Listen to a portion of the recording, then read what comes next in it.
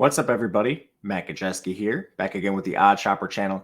Today, we're talking some college basketball. Sweet 16 is about to tip off. We're recording this a day in advance. Before we get started, make sure to hit that thumbs up button, subscribe to the channel, and hit the notification bell so you know when this and all other content goes live. We're also brought to you by Bet365. They have a limited time offer for those of you in Kentucky, Ohio, New Jersey, Virginia, Iowa, Colorado, Louisiana, Indiana, Arizona, and North Carolina.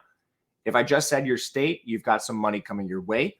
Click the link in the video description below. Make your first deposit with Bet365 using that link. Make a $5 wager on any team, total market, whatever you want, and you are going to get $150 in the form of bonus bets. We've got a slew of good college basketball games this weekend. NHL and NBA are down the stretch, so there's plenty of stuff you can take advantage with your bonus bets after you take advantage of this offer. You must be 21 or older to play, 18 in Kentucky. If you or someone you know has a gambling problem, please call or text 1-800-GAMBLER. All right, it was a very profitable opening first two rounds of the NCAA tournament, so we hope to parlay this forward. And we mostly got some elite teams. This is kind of the setup for NCAA tournaments that I love. Couple upsets early, really good stories, but then we get the big boys that move on to the final rounds and really competitive games. So it's kind of tailor-made for my viewing pleasure. I hope you guys are ready to enjoy some of these games too. We'll kick things off with the Thursday games. We'll talk the Friday games tomorrow. The first one on deck is Clemson taking on Arizona. We've been backing Clemson for the first two rounds with a lot of success, and it was tentative backing at first because I really like that New Mexico team that Clemson ended up beating. And then in the second round for Clemson, they beat a Baylor team, which was offensive, little weak on defense. Arizona is a team we've been selling a little bit. In the first round, they got a push against Long Beach State. But then we saw Arizona have a lot of success against Dayton, end up winning that game by 10 points. But ultimately, there's a lot of blemishes on this resume for Arizona throughout the year that I still think is going to come down to bite them when you need to win 6 games in a row to make a run in the NCAA tournament. So looking at their resume, they have a couple questionable losses. Running down the schedule, they lose to Purdue. That is what it is. It's going to happen to a lot of really good teams. FAU, I think, is even excusable. That team is far weaker than we saw last year. Maybe that's not the right way to put it. FAU did have an incredible tournament run, but, one possession loss to Memphis, or one possession win against Memphis, and then you play Farley Dickinson in the second round. I mean, yeah, sometimes that's what you walk through when you make these tournament runs, but I don't think that team was anywhere near a Final Four caliber roster last year. And this Arizona team lost to them in double overtime. Then you lose to Stanford. That team's outside the top 100. Washington State, great story, just not really a team capable of making runs in the NCAA tournament. They're 39th in power rankings. They lose to Oregon State at 155, and then they lose to USC in the finale of the regular season before dropping a game to Oregon in the Pac-12 tournament. I've been saying this for a while. When you have these slip-ups in conference play and non-con, it's okay. You play a long season. Sometimes teams will just shoot the lights out against you. When you've got like 7 or 8 of these slip-ups, as Arizona does, I'm not really sure we can trust this team to win 6 in a row. Their roster is good. Their efficiency profile is solid. They're top 10 in basically everything: offense, defense, rebounding. You look at this team and some of the ancillary metrics, they're pretty good across the board. They're 19th in three-point percentage. They're 24th in effective field goal. But for whatever reason, this team cannot get it done consistently, game in, game out. I'm not sure if Clemson's the right matchup to take advantage of this. I do think Clemson has some strengths that maybe weren't on paper during the regular season. They missed Jack Clark for a large portion of the season. It's a big Clemson roster, so they actually match up well against Arizona, who sometimes just wins through their height. They're 30th. Clemson is 34th. You now have PJ Hall, if he decides not to foul for the first time all tournament. Guys basically played 20 minutes in the last 3 games because he won't stop fouling. That would be a huge issue against Ballo. But Ballo has some of the same problems. He also played about 20 minutes in their last game. I'm not sure what the deal is with him. He's basically a rebounder defender, can't score around the rim. But I guess lucky for Clemson, they have more depth in the front court than Arizona. Jack Clark is there. Shiflin's played awesome. Arizona will use Keyshawn Johnson, but otherwise then they'll just play small. And a lot of this roster has been streaky throughout the season. We've heard the national media talk a lot about Kylan Boswell. I think that's fair. and he's shooting 39% from three. So when he's on, you get a lot of good play from him. But even as recently as their last game, we saw Jaden Bradley play a ton more, who's a different style of player, especially when he has to run the one. He's more of just a facilitator, not a shooter. Actually, he's shooting well, 46% from three this year, but it's on 24 attempts. So as you can see, he's more of just your raw creator for the rest of his players rather than an offensive-driven scorer. That's the case with a lot of these players outside of Caleb Love, whose three-point percentage has dropped to 34% on 268 attempts.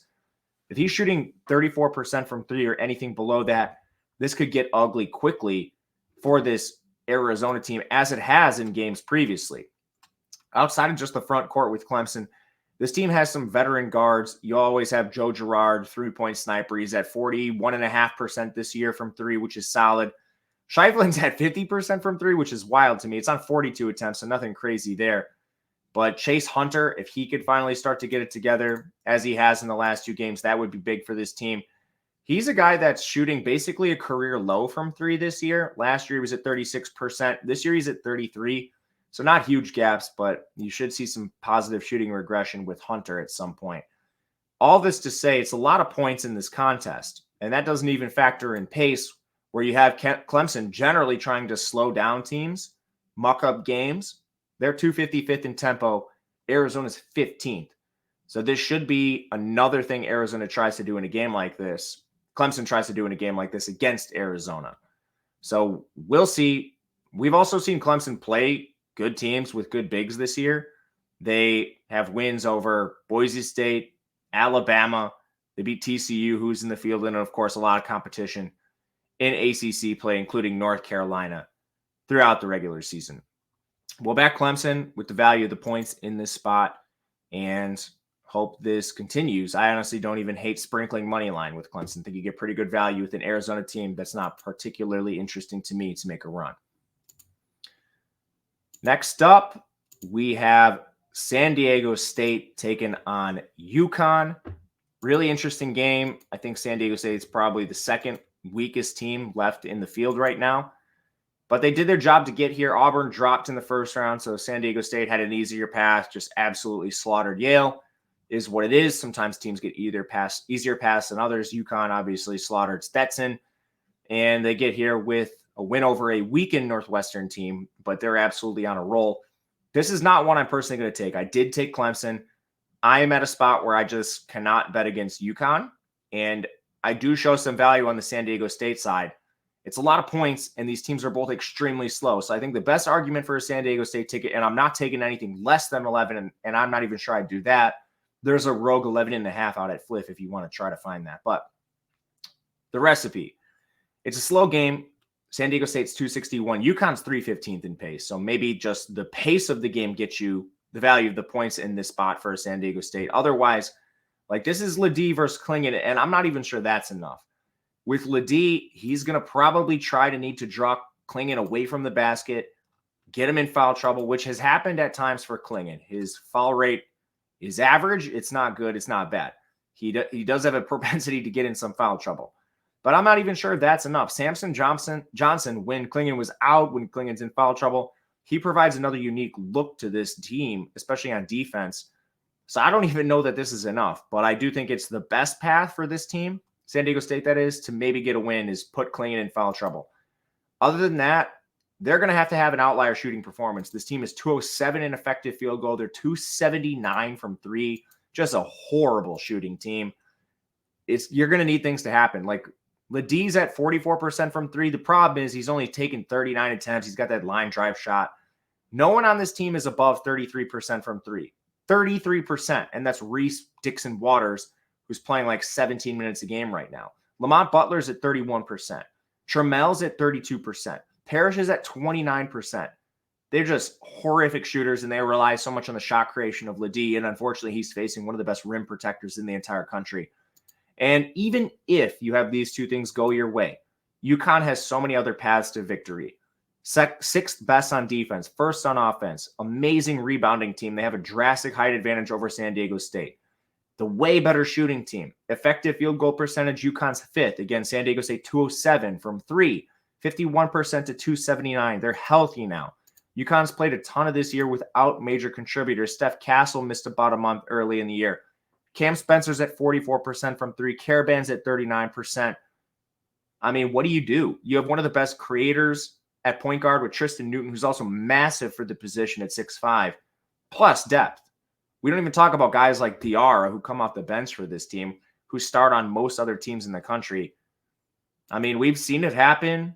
Creighton's done it to UConn. This team has lost 3 games, but you just need so many things to go right. And San Diego State is not really the team comprised to do this. So I show value on it. I'm not going to take it.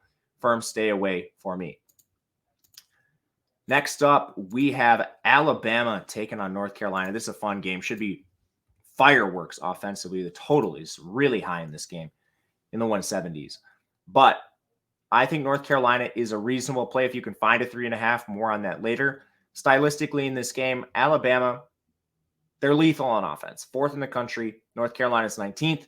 Defensive liabilities are a big problem for Alabama. They're 103. North Carolina, very strong across the board. They're at 11th in total defense. Alabama's the much better shooting team in this matchup. That doesn't really worry me. North Carolina has plenty of scorers. Alabama's 10th in effective field goal. North Carolina's 120th. The biggest thing here is you have Alabama ranked 200th in defense on the interior. That's despite being 9th in effective height. Outside of R.J. Davis, well, who does North Carolina have? They have Armando Bacot and Harrison Ingram both playing on the interior. This is a massive mismatch in favor of North Carolina. And I'm not sure Alabama's really faced a team yet in this tournament that has exploited this. They faced Grand Canyon. They don't really run much offense, just live through Ty and Grant Foster. And they played Charleston, who's kind of built just like Bama, only a mid-major version. Now you face an entirely different team in North Carolina, playing through the 2 bigs on the interior. And you have a guard that can go shot for shot with Mark Sears. North Carolina, 70th in three-point percentage. That's where Alabama defends a little bit better.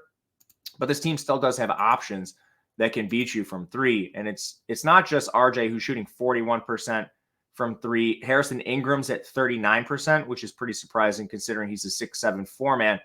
Cormac Ryan has not shot the best this year. He's at 34.5%. But this is a player that previously shot 40% at Notre Dame. We know it's in there. He's a better shooter historically than he has been this year. And maybe some of that is just the role he's playing. But you also have Cadeau, and whatever combination of Seth Trimble off the bench. Seth Trimble, very good defender for this team, who they might just have to use on Sears at times. But North Carolina, I think, overall has a lot of advantages in this matchup against an Alabama team who's just a liability defensively. And honestly, I would probably take a 4 or a 4.5 if I had to, but I can tell you this is available across the industry, depending on your state. And our Odd Shopper tool proves this, pulling it up right now. Here's the North Carolina game in the middle of this screen. FanDuel's hanging at 3.5. It's juiced at 120. It's the only one. I forget which state I have up. I live in Wisconsin, which is illegal for betting, but this is available at FanDuel right now at 3.5. Right now, Odd Shopper, we actually have another promo running. The Madness one ended last week, but baseball starts this week. So you guys are getting promos on promos, and we've seen a lot of great feedback from the players that took advantage of the March Madness one. This one is promo code PLAYBALL. The link is below. What it's going to get you is 50% off your first week or month with Odd Shopper, so you can choose. There's no long-term commitments anyway. So if you want to just get the rest of March Madness, the start of baseball, maybe you're really interested in NBA or NHL as those regular seasons wind down, this is a great way to take advantage of Odd Shopper.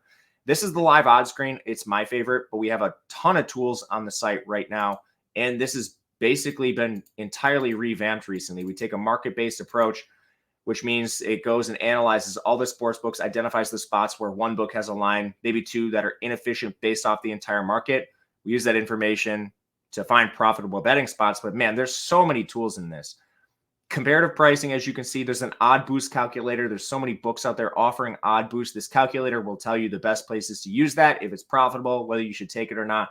There's an arbitrage betting calculator, which is awesome, but we have parlay builders. You can now export your bets to CSV files from the shop bet page. Just so many tools. I recommend taking advantage of this. This promo play ball is only good through Thursday, and that is because that's when MLB starts. Link is below. Take advantage of it. I think it'll help you a lot. It's helped me a lot. All right, back to our screen. I'll pull back up the North Carolina page.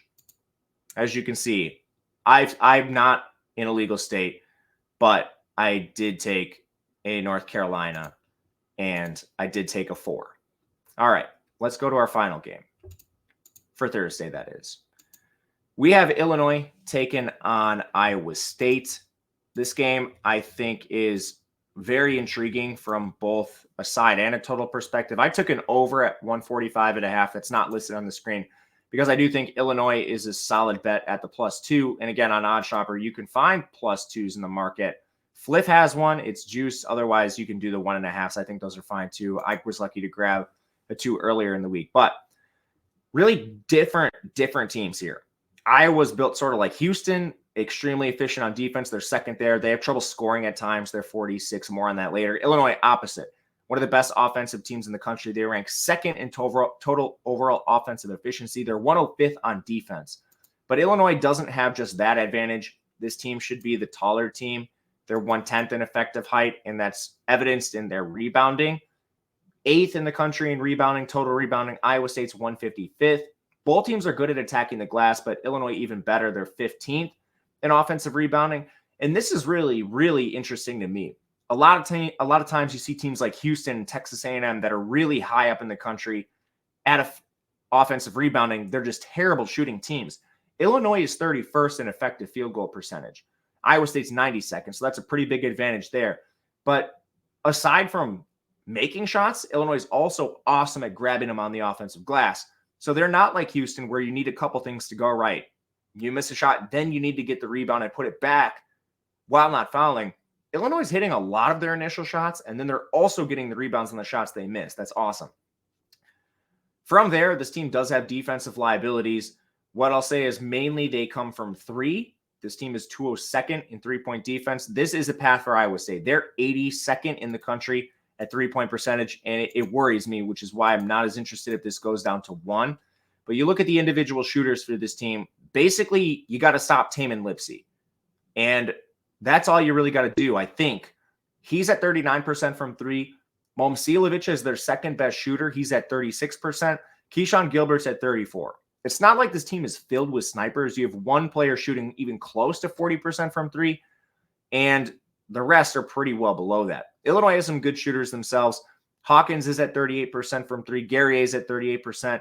Luke Goody's at 40%. Even Terrence Shannon has jumped all the way to 36%. But the tough part about playing Illinois defensively is you need to stop the big athletic guards they have, as well as Coleman Hawkins, who's one of the better big men in space and can shoot the 3 and space you out really well.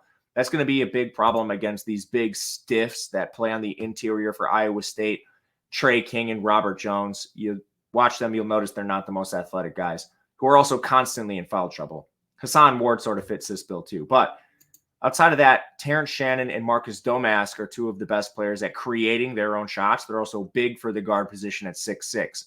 Iowa's 2 of the best guard defenders in the country, and they force a ton of turnovers, but they're going to be undersized here. Tamin Lipsey, 6'1". Gilbert is 6'4". Not as much of a size mismatch there, but it's still pronounced. You also live kind of off turnovers forced. This team is second in the country at forcing turnovers.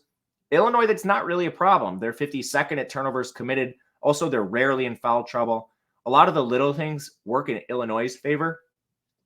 Basically, you just need them to pay attention on defense for more than 30 seconds. Because you look at this team, they're actually built well inside, 28th at interior defense. They just don't defend the 3 that well. So luckily, facing an Iowa State team that's decent at shooting 3s, not great, I think you can actually exploit this. And then you look at Iowa State's defense outside of forcing turnovers, 48th at interior defense, 46th from 3. They're not impenetrable. I think a lot of people just remember the Houston game in the conference tournament where they absolutely ran the Cougars, who weren't at full strength. This Iowa State roster is full of blemishes. They lost to Kansas State, lost to Houston in the regular season, but Baylor, BYU, Oklahoma, who's not really a great loss in my opinion, Texas Tech, Virginia Tech, they're blips on the radar for this team. They're not fully impenetrable. So we'll take Illinois, plus the 2 in this game. All right, thank you guys for watching. We'll be back tomorrow for the other the other Sweet 16 matchups. If you have any comments, please leave them below. That helps us a ton. If you have any questions, I'm on Twitter at Matt_Gajewski. Thank you for watching, and we'll see you again next time.